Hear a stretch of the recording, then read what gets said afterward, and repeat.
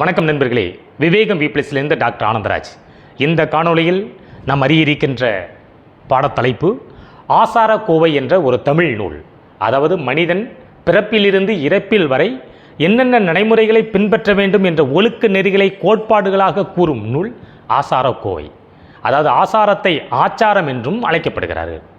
ஆச்சாரம் என்றால் ஒரு மனிதன் எவ்வாறு பழக வேண்டும், எவ்வாறு நடைமுறைகளை பின்பற்ற வேண்டும் என்ற ஒழுக்க நெறிகளையும், கோவை என்பது அந்த கருத்துக்களை வரிசைப்படி அடுக்கி கூறுவதையும் ஆச்சாரக்கோவை என்று கூறுகிறார்.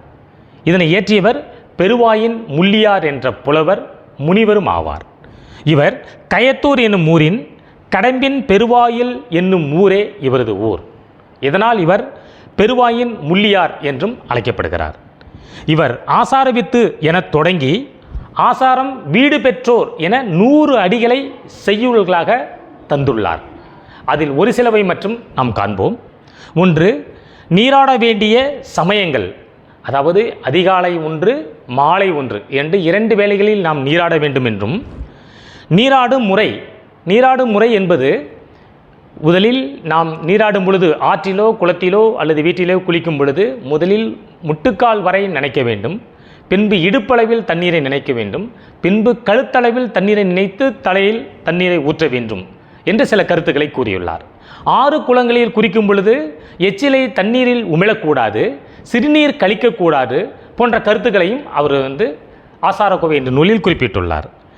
மேலும் உண்ணும் முறைமை, உண்ணக்கூடாத முறைமைகள் என்று எந்தெந்த பொருள்களை உண்ண வேண்டும், உதாரணத்திற்கு மீனும் தயிரும் உண்ணக்கூடாது என்றும் சில உணவு வழக்கங்களை அவர் தந்துள்ளார். அதே போன்று உண்ணுவதற்கு 20 நிமிடத்திற்கு முன்னரே நீர் அருந்த வேண்டும் என்றும், உண்டு கொண்டிருக்கும் பொழுது நீர் அருந்தக்கூடாது என்றும், உண்டபின் 20 நிமிடம் கழித்தே தண்ணீரை பருக வேண்டும் என்றும் குறிப்பிட்டுள்ளார். மேலும் உறங்கும் முறைகள், அதாவது தூங்குவதற்கு என்ன கருத்துக்கள் குறிப்பிடுகின்றார் என்றார், மல்லாக்க படுக்கக்கூடாது, குப்புற படுக்கக்கூடாது என்ற சில கருத்துக்களை குறிப்பிடுகின்றார். மேலும் சான்றோர் முன் சொல்லும் முறை, அதாவது ஒரு பெரியவர்கள் அல்லது கற்றோர்கள் அவர்களிடம் நாம் பேசும் பொழுது எவ்வாறு பேச வேண்டும் என்றால், கை நீட்டினால் அவர்கள் தொடாத அளவுக்கு நாம் பின்னரே நின்று பேச வேண்டும். நாம் பேசும் பொழுது வார்த்தைகளை அறிந்து பேச வேண்டும். எச்சில் தெரிக்கக்கூடாது.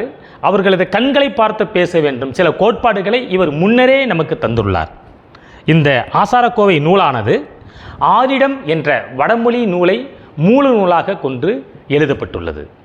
நன்றி நண்பர்களே. மனித வாழ்வியலுக்கு தேவையான அனைத்து அடிப்படை கருத்துக்களையும் கொண்டுள்ள ஆசாரக்கோவை என்ற நூலை பார்த்தோம்.